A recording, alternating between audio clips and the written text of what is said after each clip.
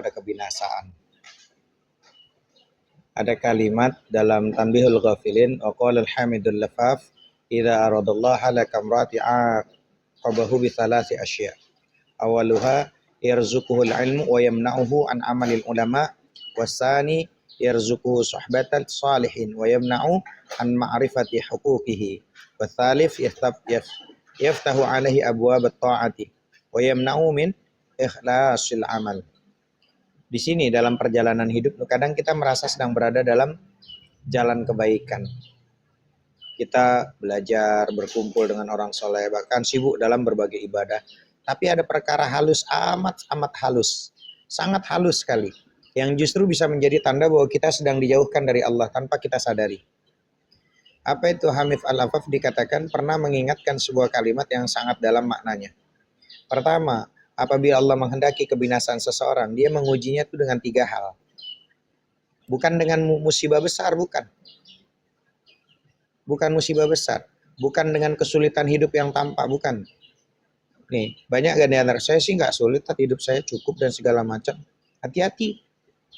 3 hal ini bukan musibah besar, bukan kesulitan hidup, ekonomi, bukan. Tapi dengan ujian yang membungkus diri dalam bentuk kebaikan.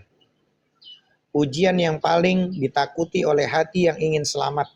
Pertama, dia dikasih ilmu tapi dijauhkan dari Allah. Apa maksudnya? Ada orang yang lidahnya fasih menjelaskan ayat-ayat Allah. Tangannya pandai menulis nasihat. Telinganya mampu menangkap hikmah. Tapi hatinya tidak bergerak untuk mengamalkan apa yang telah dia tahu. Nggak diamalin. Ilmu itu seharusnya menerangi jalan. Tapi kalau Allah mencabut taufik untuk mengamalkan ilmu, cahaya itu berubah tuh menjadi bayang gelap yang mengikuti tanpa memberi manfaat. Inilah ketakutan terbesar para ulama dahulu, ilmu yang tak mampu mendorong kaki untuk berjalan kepada Allah. Karena kemuliaan bukan pada banyaknya hafalan, tapi pada kehidupan kita. Hidup. Apa itu? Diperkenankan bersahabat dengan orang soleh. Dipertemukan kita sama orang soleh di Komal tuh. Tapi tidak mengenal hak-hak mereka. Hati-hati tuh. Bersama orang-orang soleh itu nikmat. Mereka menenangkan kita, mengingatkan kita, menjadi cermin bagi kelemahan kita. Tapi sungguh besar musibah bagi seseorang yang duduk di tengah orang-orang soleh, bersama orang soleh, tapi hatinya tetap keras. Dinasehatin masih ngeyel. Kasih tahu begini-gini masih ngeyel. Hatinya keras. Ya. Kenapa begitu? Dia tidak belajar dari mereka. Bahkan tidak menghormati mereka. Bahkan tidak menyadari betapa berharganya keberadaan mereka. Berapa banyak orang yang dekat dengan sumber kebaikan namun tidak mendapat setetes pun dari keberkahannya. Sahabat yang soleh adalah hadiah. Kehilangan rasa hormat kepada mereka adalah hukuman. Hati-hati teman-teman. Waalaikumsalam warahmatullahi wabarakatuh yang sudah hadir. Yang ketiga, dibukakan olehnya itu pintu ibadah. Oh sholat, oh ngaji, oh hafalan, oh tahajud, oh duha. Dikasih sama Allah. Tapi tanpa keikhlasan. Ini perangkap paling menakutkan teman-teman. Bisa zikir. Seseorang bisa rajin puasa, tekun bersedekah, aktif dalam kegiatan-kegiatan agama. Dari luarnya tampak indah. Tapi di dalamnya keropos. Amalnya tanpa ikhlas. Adalah tubuh tanpa ruh. Dia bergerak tapi tidak hidup. Dia tampak besar tapi tidak pernah naik ke langit. Ini bukan keadaan yang sedikit orang tertimpa oleh ini teman-teman. Musibah kayak gini nih. Bahkan para salaf menangis bertahun-tahun mohon agar diberi hati yang ikhlas. Renungannya teman-teman. Apakah kita selamat dari 3 hal ini? Ujian-ujian ini tidak tampak menyakitkan teman-teman. Bukan karena musibah, bukan karena ekonomi, bukan karena lapar, bukan nggak ada kerjaan. Nggak ada air mata di dalamnya. Nggak ada luka di dalamnya. Tapi di balik ketenangan itu, dia perlahan mengikis hubungan seseorang dengan Allah Rabbul Jalla Jalaluhu. Hati-hati tuh. Maka siapapun yang merasa diberi ilmu, diberi sahabat saleh, bisa duduk di banyak peluang beribadah, hendaknya berhenti sejenak bertanya pada diri sendiri. Apakah aku sudah aman dari kehinaan yang tersembunyi dalam kebaikan ini? Kenapa? Karena keselamatan itu bukan hanya pada banyaknya amal, tahu ilmu, nambah ilmu, hafalan banyak, tapi pada taufik yang Allah anugerahkan, kemampuan untuk beramal dengan benar, ikhlas dan rendah hati. Paham teman-teman? Semoga Allah menjaga hati kita menjadi ilmu yang kita bercahaya, menjadikan sahabat saleh sebagai pintu surga, dan menjadi setiap amal kita murni hanya untuk lillahi ta'ala. Insya Allah. Izin Ustaz. Boleh, lanjut. Sini hujan deras teman-teman, lanjut. Bisakah kita mengalami kesadaran dan penyadaran diri sementara kita belum kenal dengan diri kita sendiri, Ustadz? Gimana ini, Ustadz? Oke. Tapi suara saya aman ya teman-teman, walaupun agak noise. Ada 4 tanda. Kesadarannya ada 4 tanda. Hati yang terbangun dari kelalaian. Ini sebuah renungan untuk menata hidup lebih baik ya teman-teman. Ini udah mulai nih. Kalau bahasa kita perang dulu, saya dari 6 tahun yang lalu, 7 tahun yang lalu buka kajian-kajian fikih, safinah, akidatul awam, ya tajwid, bahkan nahu, sorofnya pernah walaupun nggak sampai kelar. Ya, ini sekarang nih udah tinggal saripati-saripatinya nih. Bahasa orang perang nih sekarang udah tinggal peluru tuh udah semua nih ilmu lagi dilepas-lepas nih sama kita nih. Tanda-tanda hati yang terbangun dari kelalaian.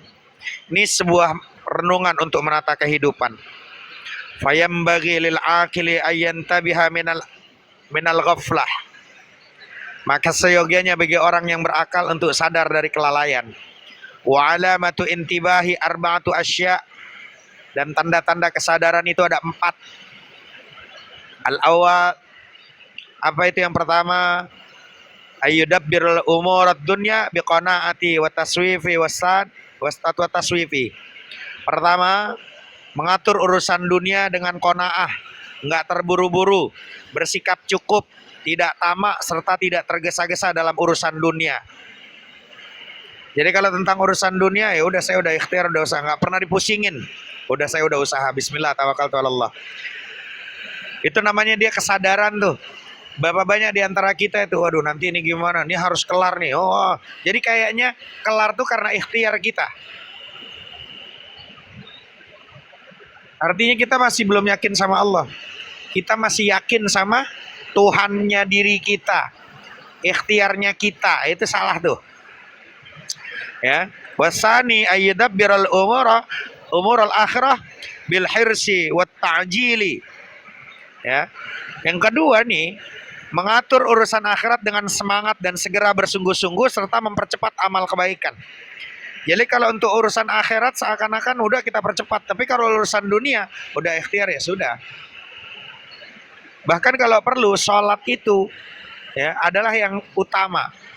Kerjaan ini cuman sampingan, yang saya tunggu cuman sholat. Ibadah. Gitu loh.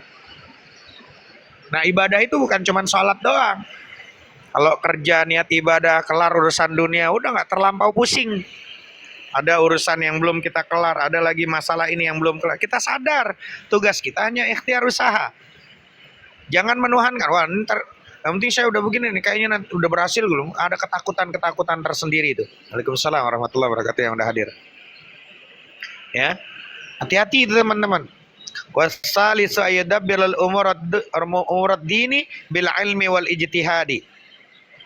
Ya. Yang ketiga, mengelola urusan sesama makhluk dengan nasihat, kasih sayang dan sikap bijaksana. Mengelola, ya betul.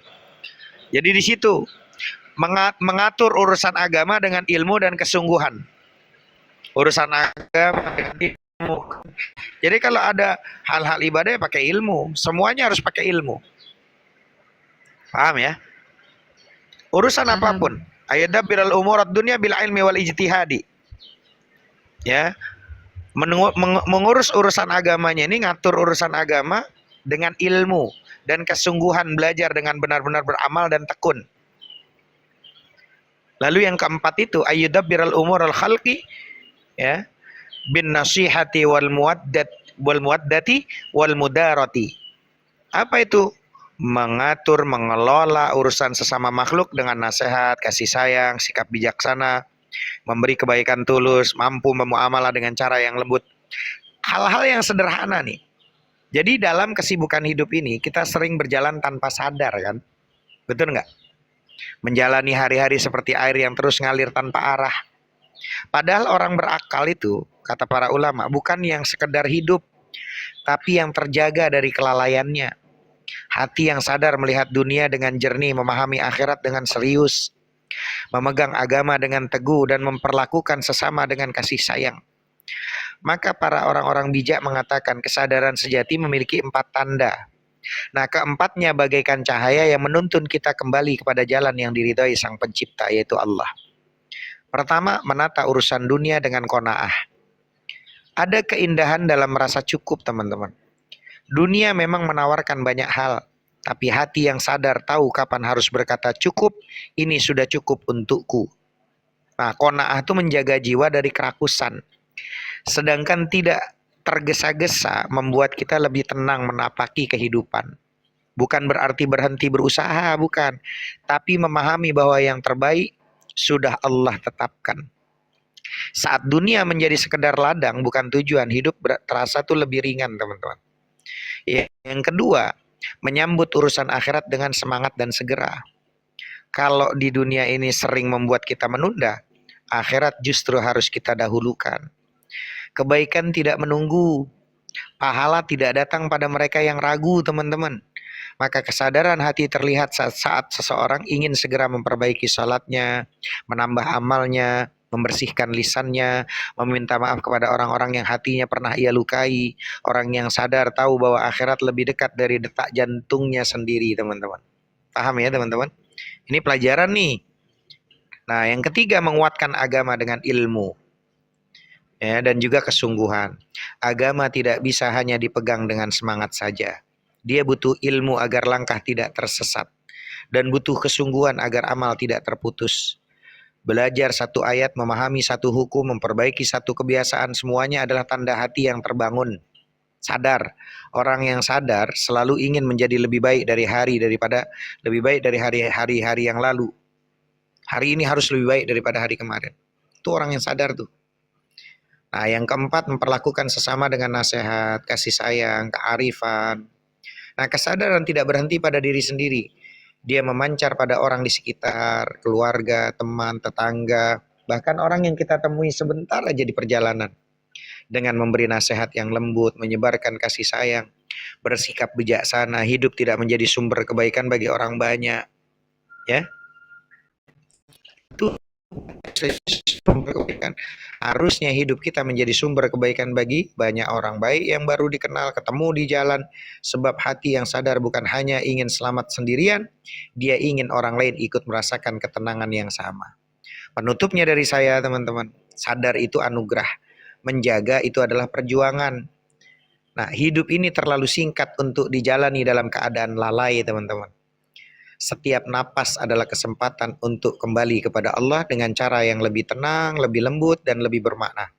Semoga Allah membangunkan hati kita dari tidur panjang kita, kelalaian kita, dan menjadikan kita hamba-hamba yang sadar dalam urusan dunia dan akhirat, agama, dan sesama makhluk. Karena hati yang terjaga adalah hati yang paling dekat dengan cahaya Allah Rabbu Jalla Jalaluh. Jangan tidur. Begitu, teman-teman. Allah Ta'ala alam. Lanjut.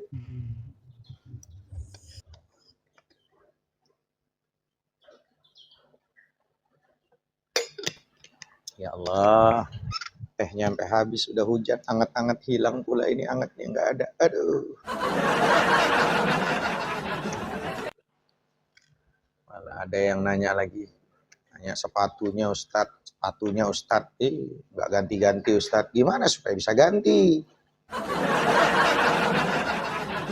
Tajam.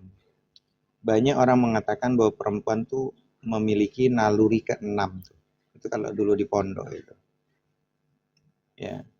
Maka pada diri wanita itu terdapat berbagai indera namanya magnetis yang mampu mengungkap dan menyadarkan yang diciptakan dalam diri mereka. Itu sebagai suatu bentuk perlindungan alami itu, perempuan ya. Dengan itu seorang wanita itu dapat selamat dari menempatkan kehormatannya dalam bahaya untuk satu tujuan, atau dari menjerumuskan dirinya pada seseorang. Nah, sesungguhnya kita tuh berbicara kepada seorang wanita dan menghias-hiasi ucapan kita dengan berbagai rayuan, tapi dia sudah merasakan apa yang ada dalam diri kita sebetulnya. Ada orang nih ngerayu-ngerayu, dia sebetulnya udah tahu rasa itu. Seakan-akan perempuan tuh melihat apa yang ada dalam hati laki-laki tumbuh dan muncul di depan matanya. Seakan-akan hal itu berada dalam sebuah wadah dari kaca yang tipis dan bening, dan laki-laki ini bawa di atas telapak tanganmu itu tampak jelas dan memperlihatkan isi sebenarnya. Itu perempuan udah paham sebetulnya. Nah, terus pertanyaannya kenapa kok perempuan lebih tajam? Sama, ini naluri perlindungan alami. Perempuan itu secara secara biologis itu diciptakan dengan sistem kewaspadaan yang lebih halus, teman-teman. Ada alasan besar di balik itu Allah menciptakan itu. Mereka adalah penjaga kehidupan, mengandung, melahirkan, menyusui, mendidik generasi baru. Karena amanah besar ini, Allah menanamkan pada diri wanita itu kemampuan untuk merasakan bahaya lebih cepat. Iya, membaca tanda-tanda lebih dalam, menangkap perubahan emosional lebih tajam. Nah, naluri ini bukan kelemahan, tapi mekanisme perlindungan alami, teman-teman. Paham? Paham nggak? Jangan tidur ini, entah pada tidur kita udah jelasin panjang-panjang. Pada tinro, ngapain? Ada kedua nih, ada namanya sensitivitas. Perempuan tuh ada namanya sensitivitas emosional yang dibentuk secara ilahi. Makanya sebuah penelitian namanya neurologis menunjukkan bahwa perempuan tuh memiliki apa? Aktivitas lebih tinggi pada bagian otak yang mengolah emosi. Kemampuan lebih cepat membaca ekspresi wajah. Kepekaan lebih kuat terhadap perubahan nada bicara. Itu perempuan tuh. Dan kekuatan empati yang jauh lebih besar. Inilah yang membuat kalimat sederhana. Kalimat perempuan biasanya, saya sih baik-baik saja. Sering gagal, menipu orang, ya. Sering gagal menipu seorang perempuan tuh. Dia menangkap getaran yang tidak terdengar, gerak tubuh yang tidak disadari, atau getar hati yang tidak dinyatakan. Biasanya perempuan lebih peka. Cuman kadang perempuan lebih peka tapi tidak dimanfaatkan. Kalau kalian peka, kalian tuh akan mendapatkan, malah dia tuh kalian dibenturkan sama akal. Apa itu dibentur sama akal? Adalah janganlah, nah dikasih takut. Makanya nggak pede sampai insting yang alami tadi. Akal yang di otak itu yang kadang nanti jadi was-was, tarik ulur. Jadi ya kayak gitulah. Nah, teman-teman, perempuan juga memiliki kecermatan observasi yang kuat loh. Banyak perempuan tuh tidak menyadari bahwa mereka memiliki kemampuan observasi yang sangat detail. Mereka melihat perubahan kecil pada wajah, cara seseorang duduk, perubahan gaya bicara. Saya begitu tuh. Istri itu kadang lebih peka. Bahkan jeda sekecil apapun, jeda ngomong nih, jeda aja sekecil tingkah, laku, omongan dalam sebuah kalimat. Hal-hal kecil ini dirangkai oleh otak perempuan menjadi sebuah kesimpulan. Ada emosional atau intuitif. Nah, laki-laki sering menyebutnya kecurigaan. Padahal kenyataannya itu hasil analisis cepat dari ribuan sinyal kecil yang tidak disadari, teman-teman. Ya. Yang keempat itu kemampuan mengolah banyak informasi sekaligus, namanya multitasking. Nah, makanya struktur otak perempuan membuat mereka mampu memproses beberapa stimulus dalam waktu bersamaan, membaca konteks situasi secara menyeluruh, mendeteksi perubahan yang sangat halus. Inilah yang membuat seorang ibu mengetahui bahwa anaknya tidak sehat hanya dengan melihat dari raut wajahnya. Betul nggak, teman-teman? Anak gue kok ada yang lain nih, kayaknya sakit. Betul nggak? Kalau bapak kan enggak. Ngelihat anak ini sangka anak lapar aja, kata anak ada, padahal ibu enggak tuh. Suami memiliki masalah meski ia diam aja seharian bisa tahu. Kenapa sih ya? Kenapa sih ya? Itu saya, itu kerennya perempuan itu. Nah, tapi di sini kita bikin perempuan biar insting alamiahnya itu bermain dengan nur ilahi, giliran suruh hafalan. Banyak kali hafalannya. Bahkan perempuan tuh lebih mengutamakan perasaan daripada logika. Itu faktanya. Makanya sebagian orang menganggap ini kelemahan. Padahal justru inilah kekuatan intuitif besar perempuan loh. Bukan kelemahan, tapi itu kekuatan terbesar perempuan. Logika itu mengandalkan data, tapi perasaan mengandalkan sinyal-sinyal halus yang tidak tertangkap oleh pikiran rasional. Keren nggak tuh? Makanya perasaan tuh sering menjadi alarm dini sebelum masalah besar muncul. Keren kali itu perempuan. Dan perempuan juga itu memiliki sentuhan spiritual dalam naluri perempuan. Dalam banyak teks keislaman, perempuan digambarkan memiliki apa? Indra yang mengungkapkan dan menyadarkan. Para ulama menyebutnya namanya firasat. Terjemah batin yang menjadi anugerah. Ini harusnya diasah nih kayak gini. Bukan malah diasahnya cuman duit, makan, tidur, buang air, udah. Habis itu menghayal.